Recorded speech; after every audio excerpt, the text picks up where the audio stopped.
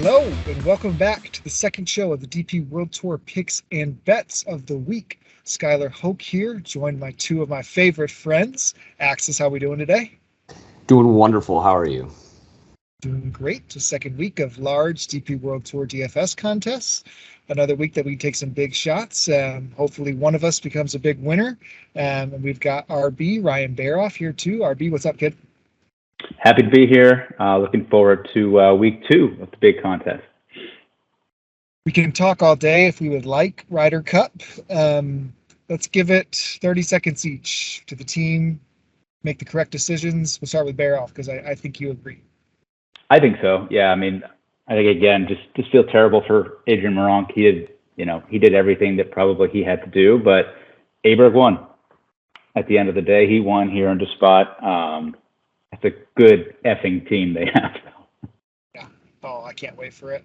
Axis is the one carrying the flag to send Sepp Straka to stay in Alabama, I guess. Any other qualms with the teams? What would you have done? No, it's not even a qualm. He will be fine. I think they made the right choice taking Højgaard over Meronk, although that was probably difficult for them. And yeah, Aberg played his way on. What can you say? I thought it would be difficult for him to do, and then he did it. So he fits the course perfectly well. He blasts it and he keeps it straight. So he will fit just in. He can play foursomes, whatever. He'll be fine. So I'm pretty excited about the wager on the Euro side. Yeah, absolutely. That number keeps getting smaller and smaller, or shorter and shorter, I guess. So no, absolutely excited. I think it's as good of a team as they've teed it up since I've really been following golf to this degree. I'm so excited about the likes of what the end of that team looks like. And this week, too, we have a good amount of the team teeing it up at the Horizon Irish Open. We're at the K Club this week. Before digging into salaries, Tom Jacobs and I did a thorough preview of the betting card on our end. Do you guys have any course fits or types that you're looking at specifically this week at the K Club? The last time we saw it was 2016 when Rory did win. It's been a past Ryder Cup venue. A Challenge Tour event was played at the other course at this event last year. But any takeaways that you guys have leading into the week course fit-wise? I think it's played difficult in the past. It probably will again, although these guys continue to change our minds on difficult courses that were just 6-7 years ago. So who knows? Maybe they fire 18, 19 under this week. The only comp was maybe the Golf National, just because it's also can be difficult and there's water and hazards everywhere. So those are my only two comps. I didn't really dig that heavy, though, not going to lie. And I just wanted a comp that made Guido look like a play. I was going to say, this is just a Guido show. Obviously we don't have strokes gain data from the 2016 event. Rory won, but that doesn't really matter. Really nobody else on there with any sort of driving distance. It was Knox and Keimer and Southgate and RCB and Eddie. So, yeah, I don't think driving distance is important. But again, I saw a lot of guys last week, which we'll talk about, who are bombers, who still did pretty well last week. I mean, we saw Wilco up there for a while. Matty Schmidt was good again. So maybe just take bombers anywhere all the time. I mean, that was one of my hurts. Takeaways. Yeah, for Aberg last week, and even looking at his PGA Tour success, right? Some of those big events have come on. I mean, John Deere's, turning it a little bit of a page in regards to being able to hit a driver, but we also get to see his ton of success at the Wyndham Championship. So, yeah, those guys, the driving prowess can continue anywhere. Look at it. Just because you are a bomber doesn't mean you then can't play well at an RBC Heritage or Crans or Pebble. It's just it takes a weapon you normally have a little more out of your hands, so the rest of your game has to be fine. There's no reason that they can't hit their irons well and hit a 3-wood or an iron into the fairway every time. So, yeah, totally. Totally agree. Before we segue into salaries, want to make sure we give a shout out to our audio listeners. You can find us on Daily Fantasy Sports Picks and Bets, the mix across Mayo Media Network. Like, review, subscribe, anything of the above goes a long way. Last week we had the biggest downloads we've had of the year. It's awesome to be supported when we get the DFS contest like we have. 50K up for grabs in the flagship contest, and then 20K in the 555. So again, huge prizes. I know NFL is back this Thursday, so it's potentially, we'll get eyeballs next week at Wentworth, as well as the Ryder Cup coming up here, but this is the heat of the DP World Tour season, so excited to do a second show for the DFS contest when they are this size. All right, above 10K. So we have 4 golfers this week. In a similar fashion, Rory McIlroy is 3-1 most places this week. Fitzpatrick was a clear favorite. He was priced at 10-9 last week. Rory 11-4, Hatton 10-9, Scott 10-2, Shane Lowry 10 flat. Is Rory take the over under 40% in the $20 this week? Right around it. He should have been 12K. Yeah. He's at least $500 too cheap this week. And I think that'll be projected out everywhere. So in the bigger ones, 555, in the 200, he'll be 65 to 70% in some of that stuff, I would imagine. Yeah, I think Fitz came in under to what I would have expected him last week. I think he was 42% in the higher dollar contest, 30, right around 30 in the main contest. The hard part for, I think, the casual DP World Tour player this week is they might not feel the comfort that, Baroff and myself do when you get into the low 6Ks. It doesn't take much for us to click those buttons, but, even so this week with Rory, I think you can absolutely make him probably in every single lineup that you play. If you want to game theory it, what's the break even of you saying I'm going to fade Axis? I don't know. I have to run more stuff. It's going to hurt, but I'll be up. I'll probably be near the field, I bet. I don't know how much over, but. Yeah. I think we're recording on Tuesday late, so we'll be out in the early evening for you guys. A lot of decisions still to be made. Today we'll preview the field like that, but leaning now, it's hard to be underweight. I'll try to be over the. I'll probably be over the field though on a couple other really crappy golfers, so that should even it out.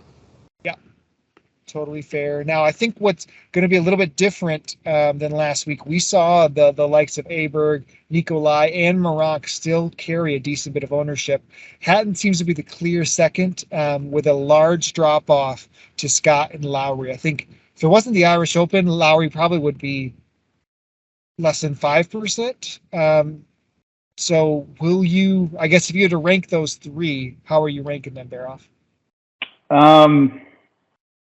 Probably in that order. I definitely have no interest in Shane Lowry. Nope.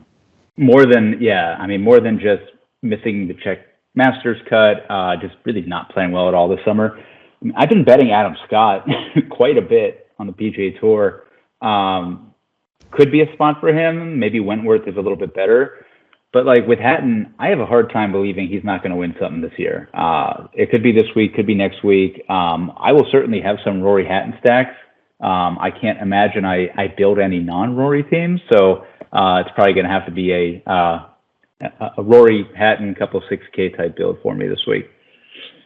Yeah, that was my next question: is can you stack 2 of them? Can you stack those top 2? And I absolutely will be focusing on a lot of that. I agree. I don't really even like Adam Scott all that much this week.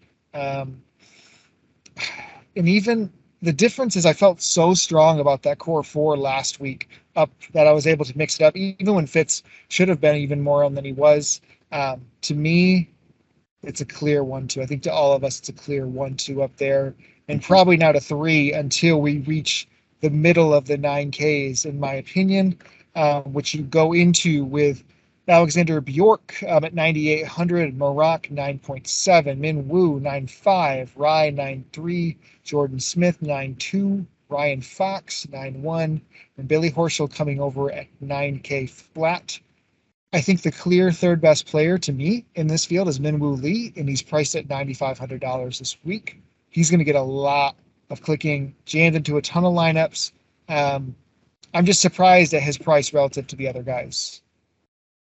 Yeah, I don't know. We haven't seen him in a while. He can be inconsistent. I don't necessarily disagree with the pricing of Adam Scott and Bjork above him. I mean, they've just been playing so well. It's really how do you adjust for the skill set this week? Because if you think it's an accuracy contest again, then yeah, Bjork makes more sense. But obviously, Minwoo Lee loves to cook out there. So if you think he's going to be able to grip it and rip it, I mean, his form's outstanding too. So, I say outstanding, but I don't know. I think there is more of a risk though with Minwoo. But he plays anywhere. We talked about this earlier. He's shown us this year that he can play at any course now, and it's really just about getting more consistent. Has not missed a cut since the Byron Nelson, which is probably the longest stretch we've seen him in some of these bigger events. Once he came over stateside, right? A lot of those were majors and PGA Tour events. Baroff, your thoughts on the nines? I'm just going to fade Bjork again. I feel like the game log watchers will still be there. The ball. How's that been going for you? Not well. He didn't win. The ball striking still was not great last. I mean, he had a ton of really good iron shots, but still pretty poor off the tee. He didn't chip well. He just made every putt. Which he does. Yeah, I just think. I mean, obviously, Minwoo Lee is way more talented. I still trust Jordan Smith a heck of a lot more. I wouldn't mind playing Meronk. I feel like he's going to go under-owned. He's just in a very weird price range, and people are going to make up this narrative about him that he doesn't care anymore. So yeah, I think a lot of good plays here, but I'm not going to get to Bjork and not going to get to Lowry. I don't mind Bjork as much as I think it's just a different caliber of name. He was on every betting card known to man last week. And this week, maybe not as talked about. I think he could be lower owned than anticipated. I mean, he was 30% owned last week. He can't be 30 again, that's for sure. Yeah. No. I think just the clicks around him, even Meronk did pull the Rory pairing this week. I don't mind it. I think the big next question is PGA Tour guys, two of them heads up against each other. Aaron Rai, who Axis failed to mention in his Ryder Cup comments, he's been also begging for Rai to be on the roster. You have him and Billy Ho. If you talk about popularity in the betting streets, Horschel is pulling a lot of that due to his final two events of the year when he turned it around. Preference among those two, Axis? I'll still ride with Aaron. I said mainly in jest that his play he should have been considered. He came to the PGA Tour, and so he didn't show up on European points lists, and he's not going to show up against the other guys in the world rankings. So, he came over, he made a business choice. That's on him. I think he's put together a pretty strong year. He's been very consistent with his ball striking. He's not elite, but he is very consistent driving the ball, keeping it in play, not making stupid mistakes. His short game is inconsistent, and that's why he hasn't really done as much, but he's had some great finishes. He played much better near the end of the year. We've seen him win on the European side. I feel more comfortable with him than just slapping Billy Ho in a lineup because he showed up at Wyndham and played well. His irons are consistently bad, and that's a problem. And so is his driver. Like that's not a recipe for greatness typically when you struggle to hit your driver and your irons. Yeah, you're talking like a guy who didn't win a Horschel bet when he came over here. It was years ago. I am very thankful for the $20,000, Billy. Yeah, I hope he's popular, because then I will have no interest in Horschel if he is going to be popular. But he is. I mean, I would click him over Matt Wallace and Yannick Paul, Antoine Rosner, those guys below him. So it'd be very interesting to see his ownership this week. That's the biggest question. I think it's a fun opportunity, a fun task if you're willing to put in the time. Right, there is basically no content outside of what we're producing. There's no ownership projections. There's a couple sites doing fantasy projections that might drive a lot of where people play. It is a week to take advantage if you feel like you have a little bit of a recipe to do so. And the biggest questions when I'm doing these type of things is somebody who, in our bubble, like Billy Horschel, getting so much love, going to translate over when maybe he's a little over projected or overpriced now. So yeah, I'll be very curious on him. I think Fox comes in maybe the lowest of the bunch. He has not played since the 3M Open, has that erraticness to him. He had a really good stretch of golf this summer. I think he could make a lot of fit. But Smith, I think Bjork and Smith are the ones that I like a lot. And Rye just does make a lot of sense overall. 8Ks. You mentioned the top three there: Wallace, Paul, Rosner. It's seemingly, I guess I'm going to split it up into the high eights and the low eights. Thomas Dietrich, 8,600. Alex Fitzpatrick, 8,500. I'm worried. I guess again, it's I guess another case of a PGA Tour guy who had a stronger season, comes over as 8-1 in events often when he's the big guy in Belgium, but is Dietrich just a clear superior play to these other four? I think so. I bet him as well. And again, like Aaron Rye, he had a good season on the PGA Tours, but we see European guys come over all the time and struggle early on. He put it together. Sure, he didn't win, but he had plenty of finishes that he can be proud of, plenty of T20s, T25s. The distance is there. He's fairly accurate. And if you like the comp to the Golf National, he's finished 8th, 16th, and T25 there. So, yeah, I think that will drive, and the name, he'll be pretty popular from this region. Yeah, I think so. I have nothing against Thomas Dietrich. I think his form has gone a little bit underappreciated. You know, he's still been making a lot of cuts, still hits it a mile. He actually has been putting really well, which has been a nice, pleasant surprise. And I was reading Ben Coley's stuff, and he was going through comp courses. Of course, I don't know the European courses as well as him, but Dietrich pretty much showed up every time on every one of those comp courses. So I would have interest in him. I would click him over Alex Fitzpatrick this week, I think. Fitz seems due for a drop of regression. The ball striking was not quite as good last week. He was carried by the short game. So even the top 25 or top 30 is probably not doing much for you this week.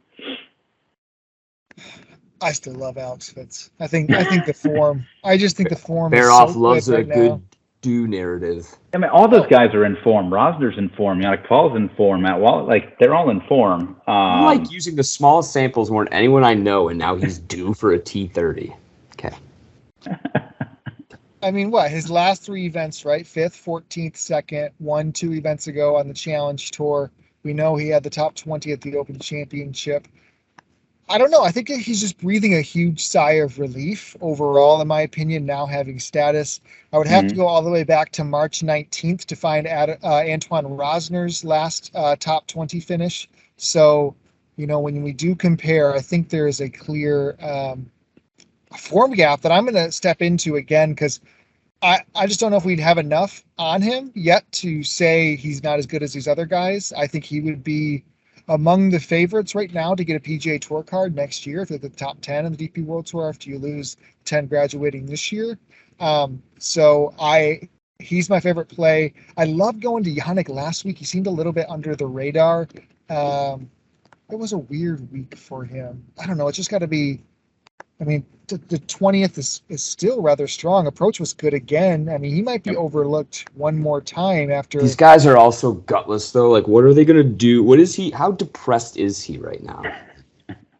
I mean, I try not to play psychologist. His tweet was better than Marock's. Marock's tweet was punctuation. I agree. I think we watch these guys every week gag over themselves, trip over their own feet going down the course on Sunday. Like, I try not to play psychologist for golfers very often, but like, I don't know. Like, he probably is known for a while that he wasn't getting on without getting on automatically, despite where he sat in points. But I don't know.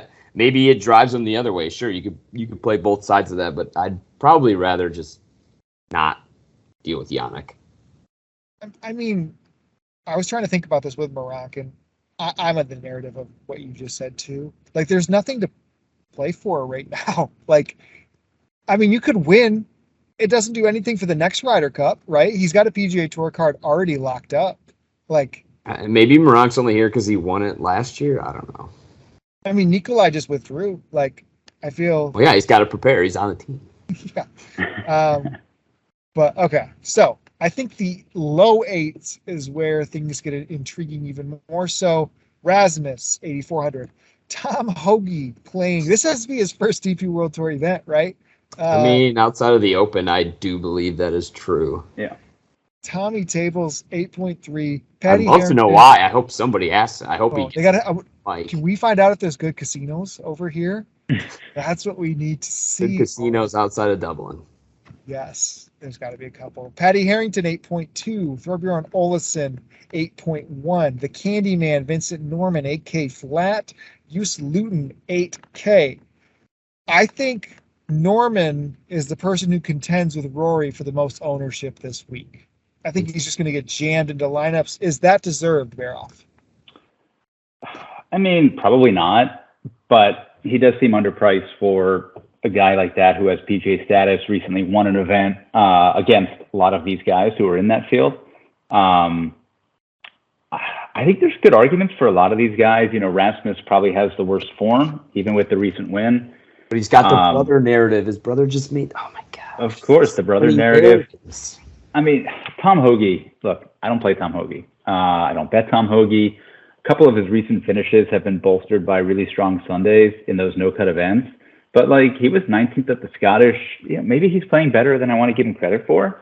I don't know. I'm not going to land in this range very much, and it's probably going to kill me. I mean, Hoagie's the type where I used to like playing that PGA guy when they would come over. Like Troy Merritt randomly came over like 3-4 years ago at times to play crayons and such. And, you know, we plugged in Billy at Wentworth when no one wanted any piece of him. Now, that was a little different because his price was a lot higher. But even the Scottish Open, this used to happen. I don't know if I can get there with Tom Hoagie either. He's just been abysmal with the driver. I don't think he plays particularly well when courses and conditions get difficult. And those recent finishes you talked about, suddenly he remembered how to putt for those. Does he still remember that motion he was using? I don't think I will get there with Hoagie this week either. I will be playing Tom Hoagie. I'll make a definitive stand. I think the recent form, I guess the season hasn't been to the degree. I really wanted to bet him just because if you talk about iron game, I've been listening to Shotgun Start too much. He's not that good. No, True. But the quintessential, like, really good iron player was Tom Hoagie, right? Forever. And at this price range, I am good with it because I do think Norman will be clicked a ton. I do think Just and Thorbjorn present a good plays there. Just has had a good stretch of form. I think it's 3 top 8s in a row now on the DP World Tour for him at the stretch with the Scottish and everything in between. Thorbjorn continues to go under the radar. I think he could be somebody that I'd rather play him than Tom. Like, I just don't trust Tom at this course. I think that's what it comes down to. Or his motivations. Why is he here? No idea. He's probably playing next week, I assume, right? Yeah, maybe that's why. Get a head start. That would be a fun one too. He could fit there. Euro vacate. I mean, next week might that would be a little more better, sense. I think, maybe. But we'll get there. And then I think we're all skipping Patty when he's $2,000 more than he normally is on a PGA slate. Is that fair? 8,200. Yeah, played really well again last week. You know, he seems to make these cuts. Yeah. I mean, I was saying Patty for Ryder Cup not that long ago. So, you gave me crap. Yeah. You want narratives. Vincent Norman is good friends with Aber. So, you know, if you remember when we were playing them both a couple of years ago on some of these spot starts, Norman was the driver of the two. Norman famously, you know, had an ace on a par 4. You know, we look at he played very well in that short little stint window he had in Europe like 2 years ago. He was having insane off the tee. I mean, I like Vincent Norman. If he's going to be 40% owned in a high dollar contest, it's a little scary. Yeah. But he's very He's just worthy. been streaky.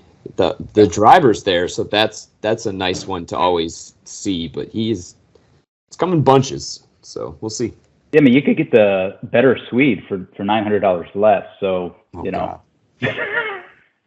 Okay, well we'll get to the 8Ks here. Let's start the 7Ks. Let's get out of the 8s. I guess before even diving in, I think when talking about the bunch that we just did, it'd be rude not to include Romain Langasque in there, just because he came in sneaky higher owned than I expected last week. Played well overall and gets a price decrease with the field. I guess the 32nd finish doesn't seem. He had a really bad Sunday overall, but scored a lot of points. I think he'll get clicked quite again. Do you prefer him to a Hoagie or anybody, to a Thorbjorn or Used? How would you look at those guys? He can't hit irons either. It's just concerning. Like, I get the finishes. It's just this. I don't know. I played him last week. It just sucked again to watch. He's going to be popular again, though, which is the problem. Yes. It's not even he was almost 20% in some stuff last week. So. He was, yes. It was nuts. Yeah, I did not anticipate that. And like I said, price, I believe, a decrease now. I thought he was more expensive. Yeah. I won't miss him this week. Put it that way. Okay. Again, we'll segregate out the high 7s and the low 7s. Baroff, rip off a couple in this range. Is Eddie P back? Yeah. Seems like it. Doesn't take much. He's on Twitter still firing takes. He's got to be in good spirits. I mean, 2 top 10s in 3 events. He hasn't done that in maybe years. I don't have it all in front of me, but whew. Yeah, I mean, I think we have more scar tissue in this range than anybody. I see Thiem, Kimsey, Guido, Kiefer, Southgate, Eddie.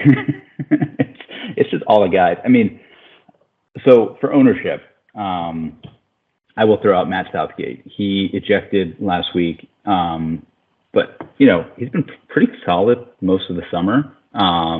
As you know, I do love small samples, so I'm willing to overlook a couple of rounds last week.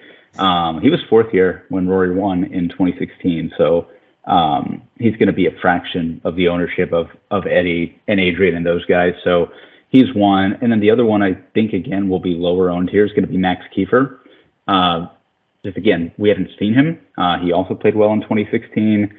He's come close, twice or 3 times to winning this summer. He was 9 under through 12 holes at the Barracuda before doing nothing. So I feel like the game is not that far off, and he's probably going to be, again, 2%, 3% on this week. He's on the short list, that's for sure. Yeah, I mean, Eddie's the play, but, we all bet him. He's going to be chalk, whatever. I mean, I'm going to go back to Hissatoon, who I guess I was a little surprised at his ownership it was a little higher than I would have guessed it was. But I'm not going to hop off the wagon now. He's been playing very well, very consistent, hasn't missed a cut since the beginning of June. Before that, he had only missed a couple in the springtime. Bunch of top 20s. The irons are so, but he's been good enough elsewhere on a consistent basis to make up for it. We'll see where it goes this week, but I think he's my preferred player in like 7,600 to the top of that range. Come on, Connor Sini. No, I don't. I see the finishes, and I think the game watchers would be all over him. Every time I've just been like, oh, please don't win. Like, yes, I've given up betting on him for years now because he won me some money back in the day, but he could win now and I'd be fine with it as long as he didn't beat somebody else. Like, that would drive me insane. I think Hissatoon will pull in some ownership once again after a tilting but strong week. I think people will go back to Nathan Kimsey, even though he was as frustrating as it gets too. I think he had 2 birdies on the weekend when he was right bang on in it for a little bit. It looked like I actually think Eddie could be lower owned than we think versus the other guys. So I'm not scared to click Eddie. So I think him, and then Guido was this close to getting me a seat last week at the King of the Beach or the King of the Diamond, it's called. I mean, the 61 and 63s that he had, just beautiful.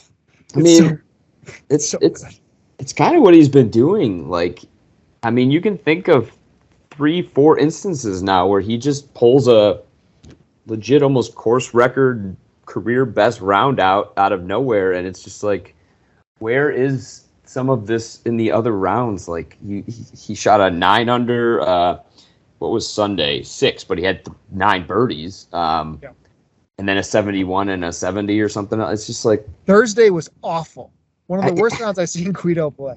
It's just like, God damn it, man! Like I love the upside, the showdown stuff, but I did bet him. I thought it was a very large number. And again, if I'm going to make a France comp, which he's played great there once and won, and it was heavily the weekend he made the cut on like the number, if I recall, and he's missed the cut there before, so it's not some wild course correlation. We've just been seeing these rounds, and they're very, very good rounds for DFS purposes. You know the guy can score. He's been playing about as consistent as he has ever played in his career. As far as like making cuts now, the finishes haven't really been there, unfortunately, but hopefully that's coming. I mean, he hasn't really consistently played this well in a long time. I mean, we got Baroff to bet him this week, so we definitely know the peak is there. Has Baroff ever hit one of his wins, though? That's the problem. We have not. This is the week. I don't hate if we go on one round of sample size and the country correlation. I guess it's not country correlation, my fault. I looped him in with the other kids, but Tom McKibben, after winning earlier this year, has played well at the other Palmer course here at the K Club. I think McKibben could be sneaky at 7.7K.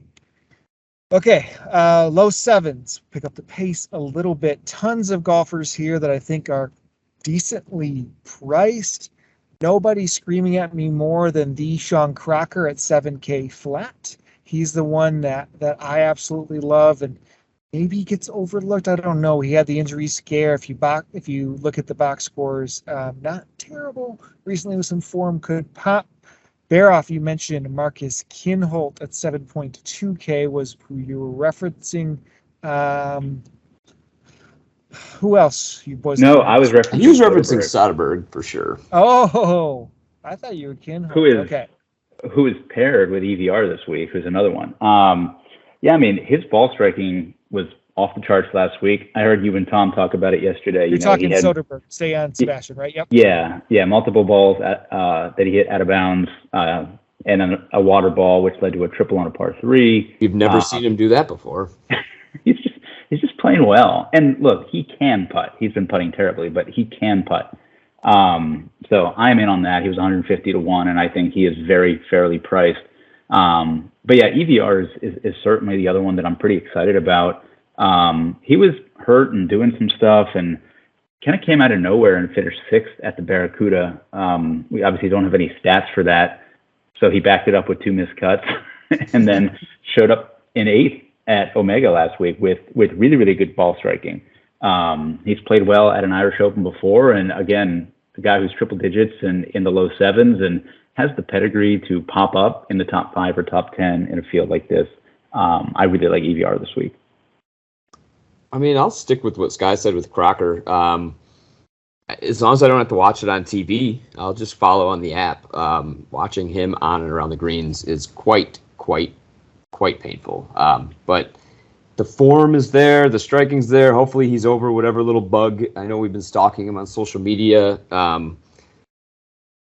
The distance has been increasing, so maybe if he was even hurt back when he withdrew from the Porsche, like the distance since then, it popped up a little bit again. So we'll see. But I think particularly at this number and his betting number, couldn't pass up Crocker. I really, really like Daniel Brown at 7,400 this week. Yep. Yeah, that's true too. That win that he had, he might pull in some ownership just because, I mean, you looked at 7th at the Barbasol, 17th at the Himmerland prior to that, the win at the ISPS, which was dominating fashion, and then the Czech Masters. His approach numbers were once again really, really strong there. Yeah, he's not long, and he played well there, so that's promising. Yep. Yeah, I like him quite a bit, 7.4K. Marcel Siem with the one of the most amazing back nines to make a cut last week. I think he was 5 or 6 under, 4 under in a 3-hole stretch. Axis and I were very happy with that. To get through. Baroff was celebrating 2, of course. Heli Kilda 7.4. Don't hate Wilco at a course like this. What do you think? I'm not a Wilco guy. No, I'll tell you who in that same mold, kind of in the Sean Crocker mold, but Matty Schmidt, he let us down at the Czech Masters, played really well the first round. I think he shot either 3 under or 4 under that first day, but 20th at the 3M, 22nd at Wyndham, and he had a top 25 last week where the ball striking was really good. If we're okay with some distance here, like he seems to just be playing pretty well overall. A little worried about the upside, but maybe a top 20 type guy this week. Yeah, I think this cheap, the upside, yeah, it's fine. I go back to Schmidt this week for sure. Yeah. What about Zanotti? Zanotti was kind of had some ownership, kind of played decent, had a nice little streak to get into the weekend, and then climbed up the leaderboard before falling back. He seems to be a popular click. Nope, going to skip that this week. So one of the examples last week that we saw, again, of PGA Tour guys, even those in the worst of form, still pulling in ownership, was Danny Willett last week, who was, I think, like 7.5K or right in that range. It wasn't cheap, and he was very owned and continued to be very bad. Correct. Yeah, it was putrid last week. 7K, I'll be super curious if people click that again. I think it depends on if a certain site pushes people towards him. Yeah. Follow the data. We love the golf. So if you look, Hillier was somebody that I was really keen on last week. T63 had a good Friday to make the weekend. I don't think there's much others that I feel like talking about. I'm good with the South Africans again. Thirsty Lawrence and Henny, whose ball striking was still good last week. I just think they're guys who are pretty inconsistent, but they've shown as much upside as anybody, both to win and just to score a lot. So I expect both to be a couple percent owned. Happy to go back to them again. Yeah, I think you can take whoever you want to play down here and not worry about much of the ownership. Yeah, the only other one that I think could pop is Gourier, Sadier. So those two guys kind of just fit a little consistency models. Paul Waring might pull in some ownership at the top of the 6Ks there. Please do. Tom loves Paul Waring. Why? Not at this week. I'm just saying in general. Tom was a big better of. Tom likes another old man. I bet Waring 20 in my lifetime, but yep. Don't think. Yeah, Tom's old guy of the week is 6.3K. So we can wait a little bit there. Top of the 6Ks. RB. I'm getting deep in the 6s. I don't think I love the top of the 6s. There's one up here that I would play. And I think, again, if we're willing to take a shot on the distance with some upside, I think Johannes Veerman is too cheap. He kind of had a really bad start to the year and then started to make some cuts like in May. But he was 10th at the Maiden Himmerland. He made the cut at the Barbasol and then was top 20 at the Barracuda. We've seen him have really good runs and do well in pretty strong fields. If that guy was like T9 this week, I think it would make a lot of sense. So I trust Veerman's upside in cut making more than most of the guys in that range. Todd Clements did win that Challenge Tour event at the K Club's other course 2 years ago. Obviously, did 2 events ago, and then did make the cut last week. And I think 6.6, like JC Ritchie has shown his face on some leaderboards as of late. That's 4 top 25s in his last 5 events. One of those is a South African Tour event, but 2 of those are PGA Tour events as well. So I think he's a safe click at 6.6K. He's currently in my single entry, so. Okay. John Axelson went first round leader to miss cut last week. So I didn't hear any comment from you, Baroff, as an Axelson. No, there's guys that are, guys that are making cuts down here. Yeah, Luke Donald, the captain. I'm serious. I'm not saying that I'm going to be playing it, but like you're looking through guys in this price range. What realistically you're hoping they make a cut. He's been doing that.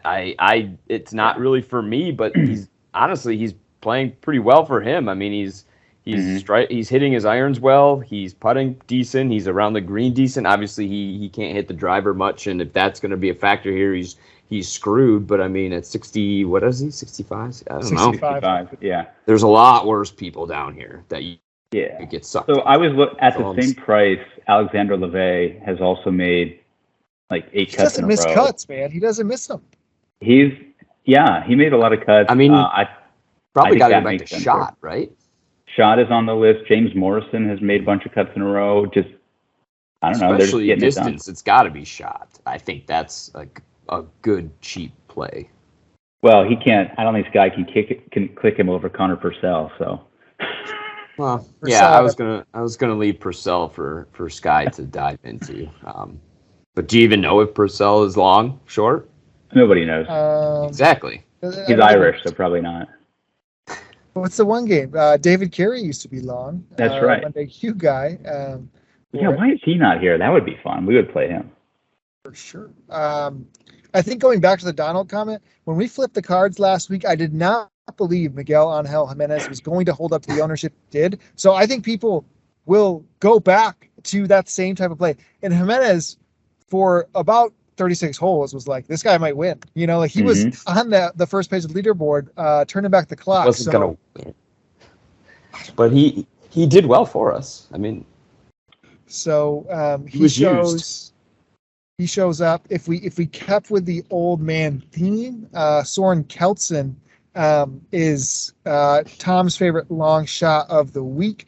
I saw our friend Bradley Todd hit a top 40 on Keltsen too. Again, hits those irons. I think I would prefer there for me. The two events, if you look at that took driver out of the hand for him, the last few ones, the Scandinavian Mix and the Omega European Masters were T13, T5 for him. So I think at 6.3 makes sense. Nacho also, just like Axelson, was co-first round leader and missed the cut. So full Keegans by 2 people last week.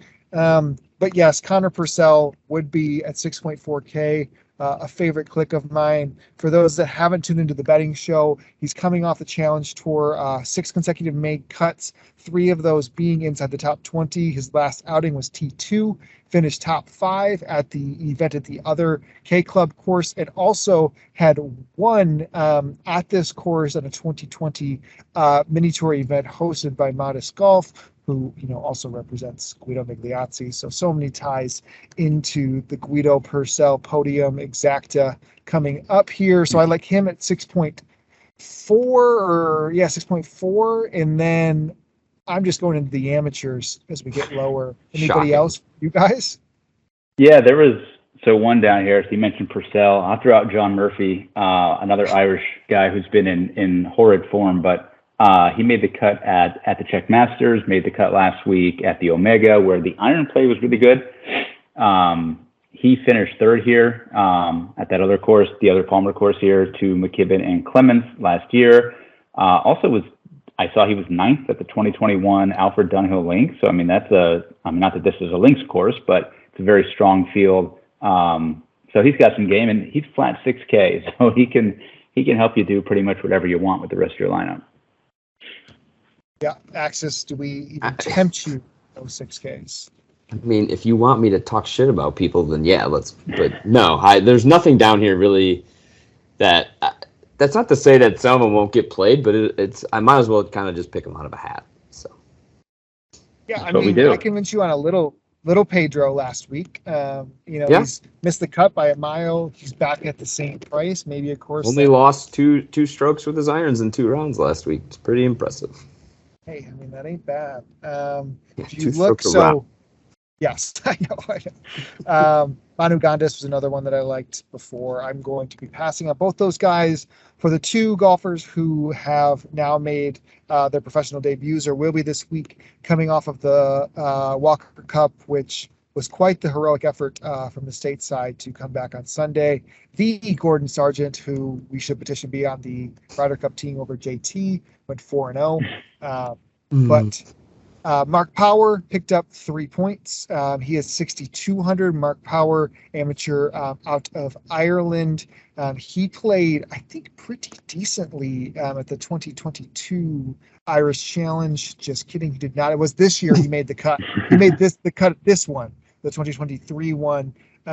His best event, he won an event over in February. Had an okay 2022. He was like 7-1 as the leading points getter on the GB&I team. Had some pretty good US AM performances, mainly in 2022.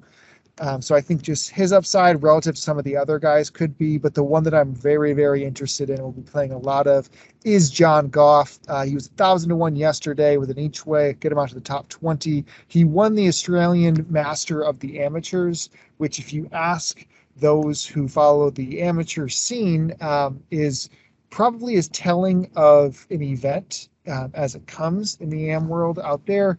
Jude has been a long believer that that's really, I mean, probably because Kevin, you won it, but that is it's exactly what John Goff did earlier this year. And then he also won the Irishman's Amateur Open in May. He played at the Belfry at the British Masters. He was third after 36 holes. He had taken the lead at one point. I just think there's a ton of upside. He was really good. He was the leader, or the shortest in odds when you looked at who was going to lead that team. So I thought him being cheaper and longer than Power is a mistake personally. So I think Goff will make himself in a ton of lineups for me this week, because he played well too in the Walker Cup. Yeah, he's much preferred of the amateur bunch to the others you were thinking about. Yeah, and he is he's not like top 10 in Wagger like some of these other guys that have he's close. Come and make stops, right? Isn't he? Let's see, close. What is he? He's like I guess 15. he's 14th. Yeah. 14th. Okay, so yeah, I would say he's a well-established AM. So I think at 6.1K, hopefully can be not too owned in the. He won't be. He definitely won't be. Never know, man. I mean, Robson Chinhoy showed up at 4% owned one time. So I mean, that's a lot for him, but it's still not a lot. Like you'll still be over the field. Don't be worried. Yes. Deal. Okay. So, like Tambo does, like Tom and I did last week, I think we build the best plays lineup, and we just go through on what we think maybe the field will end up in, and maybe any guys that we like a pivot off of. So, Rory, first click in. Axis over to you beyond Rory. Oh, God. That's a big name to start. I rarely ever would start doing that. I don't know. I mean, we don't have to play Rory, but we have to play Rory. No, I know. So I really haven't built that many lineups yet. So that could be the issue. I guess I'll go down to Hisatune. Oh man! All right, he's going to Rio. Well, I'm gonna take the liberty to go back up then. Fuck it, we're taking Minwoo Lee. Yep. I think this looks good here. So now we're left with 7.1K. Yeah. Hamstrung. I mean, I could re-regulate us with the play of the week, but I don't know how on board Axis would be. You do what you must. I am along for the ride. I mean, wait. No, we do it, because then you can get Eddie and Guido. Do it. John Goff going in. Yep, 7,700. So you have the Eddie Guido combo. We're plugging in Migliozzi. Why not? Yeah. I mean, that'd be blasphemous to build a lineup and not use. Yeah, I mean, that's beautiful. You could also go, if you didn't feel as strong as we did in regards to Guido, you could do a Vincent Norman, Daniel Brown 2v2, which is I can't do strong. Norman with that big of ownership potential. Right. I mean, we're just saying like what I would project the field to probably look at a lineup. I mean, they're not playing golf. I guess I think they would go Donald, truthfully, in maybe that range. Yeah, or yeah, I mean, if you're just looking for the two low-owned pivots there, you could just do like a Kiefer McKibben. You know, it's going to be very boring, but people like us will play that. Oh, absolutely. Yeah, another one would have been, I guess Langas was in that range by Norman too. I mean, Yeah, people are just going to click on Rory like we just did, and then they're just going to scroll down. They're going to get frustrated because they haven't heard of anyone, and they're either not going to enter, or they're going to be like, oh, that guy's got the highest DK points and 8 out of 12 cuts. Click. Yeah. Yeah, and we haven't even put Dietrich in any of these lineups, which I think Dietrich is going to be as owned as anybody. Because you can go Rory, Dietrich, Norman, and you still have 7,300 left per player. Right? Probably a very popular start. Yeah, I think that's where I'm going to go and just end up not playing. Man. Yeah, I'm going to probably end up not playing Norman and probably not playing Min Woo and doing like a Rory Dietrich and then trying to figure out kind of what I'm doing next. Yeah, I think that Dietrich, Donald, Rory, and then skip Norman, Langask, Dietrich, and then get crazy. Yeah, I'm just trying to see what that common build, if I can figure out what. See if you put Langask in there with it. I mean, you're talking more like the $25, right? Or the $50. Yeah. I mean, Rory, Min Woo, Norman has to be the start, right? I would say, I think the most popular lineup of the week is Rory, Dietrich, Norman, Langask. I guess those four. And then if you do the Donald, you end up in like a Histatune, Kimsey area. If you don't do the Donald, you're in the low sevens with guys like Gourier and Sadier, maybe like that, or Dan Brown. So I think a lot of ways to get unique. One is fading, a Norman or getting cute and going like a Rory Hatton. Yep. Okay. And then we got to play your boy. Oh yeah, John Goff just regulates everything. You're back to normal. If you go, makes it work. So I mean, when's the last time you played the highest owned and like the legit bottom? Every week for Sky. Not like this. He normally doesn't want to play a Rory. In fact, I quote, "It's not fun that Rory is in this field," end quote. I would have enjoyed it a lot more if it didn't make it impactful on my decisions this week, right? Yep. Makes you think, though. That's what this game is we're often missing in DFS sometimes, is like with all these sites, like this will make you, do you play the best golfer by a mile in the field or not? And I think the price should have been a little higher and make that, you get that perfect amount of ownership on him around like 25%. What price would it have had to been to get that? Probably $12K. Yeah. I mean, I think what I end up doing is if I build two lineups and higher dollar, I play him in one and I don't play him in the other, right? That's kind of how I've. That might be a popular way to do it. Yeah. So, okay. Any other closing thoughts? Wentworth's next week. PGA Tour starts next week, right? And then the Ryder Cup the following week. Is there any? The Open de France is in between, right? I think they go back to. Yeah, we got one more. Open de France is before Ryder Cup. Yep. Okay. Perfect. All right, we'll close it out on that. And if you have anything else, well, did you bother to look through the Wentworth entry list yet? Let's click it as we speak. I mean, it's pretty much who you would think it would be, but I just love it. This tournament's been very kind to me. I mean, Aberg's back. That seems very nice for him. Did you see who's playing in it? Just with that driver. Septic Tank is teeing it up. Of course. I mean, I figured some of the Euro team might because it just gets you over there, and they probably don't want to get beat up in France and deal with that. Hoagie is in the field as well, so that would explain why not just stop in Ireland on the way over. I assume the whole team's playing, right? Rory, Rahm, Hovland. I assume they're all there. I didn't look for all of them, but it's probably part of this team. Is you're playing there. Yeah, and then pair them together, and then we can look into that too much of who got to play with who in their pod. It just means Sean Crocker is going to be 50 points deeper, so that's where my head goes. I just like to see maybe with the Ryder Cup and This is too early to get some of those Americans to come over, huh? Tom Kim's playing. That's sick. That is a fun one. Oh, he's going to be perfect for there. And the field's strong enough that he's going to be like probably 50-1. So. Yeah. We're in. And they haven't filled out the.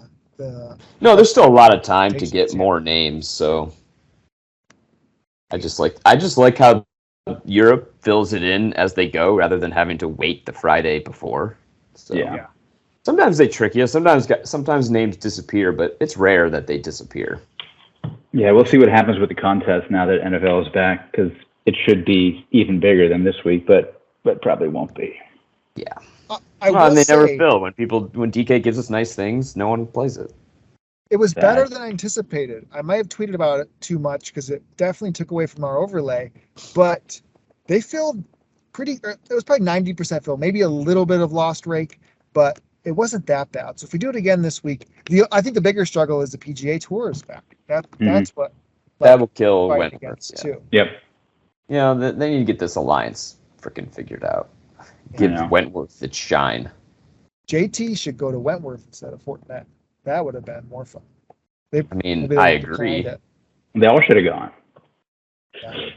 Last year, bring them to France. Make them muck it up in France on that fun, lovable course before they go to Rome. Yeah. All right, closing it out. You're going to probably see these two a little bit more. I haven't even asked yet, but we're on heavy baby watch currently here in the household. Right. So if that does arrive pre-Ryder Cup, these two friends will be probably on the Mayo Media Network waves again for us, but appreciate you guys coming on. Where can they find you on Twitter? I am at Axis_DFS. Yep, I'm at rbaroff427, and looking forward to doing more shows. Best of luck to you and the missus. That'll be fun. A Guido win, new baby. Baby wins. Oh, 100%. 100%. No, I appreciate you, boys. Make sure you subscribe to Axis Substack as well. I'm always putting out great content there too. So, no, thank you for taking the time. It's always fun chatting through. Now to make some decisions on these DFS lineups for what's hopefully not the last time we see these big prizes for the DP World Tour, but we'll take advantage when we have these right now. So good luck, everybody, and we'll catch you next week. Thanks so much.